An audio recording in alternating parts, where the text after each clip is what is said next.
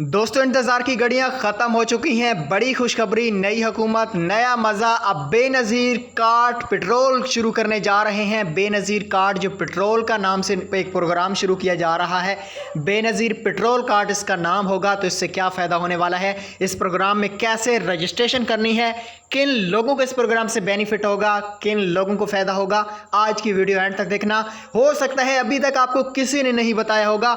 वह देख, मैं यूट्यूबर हूं जो आपको ये न्यूज़ दे रहा हूं, आपको कंफर्म करके बता रहा हूं, आपको न्यूज़ पहले लगाई है ताकि आपको यकीन हो जाए कि ये वीडियो 100% रियल है। वीडियो एंड तक देखना। वीडियो को आगाज़ करने से पहले एक रिक्वेस्ट होगी कि चैनल पे फर्स्ट हैं तो सब्सक्राइब करें, एक प्यारा सा कमेंट कर देना ताकि मेरा दिल खुश हो जाए। चले आज की वीडियो को शुरू कर लेते हैं।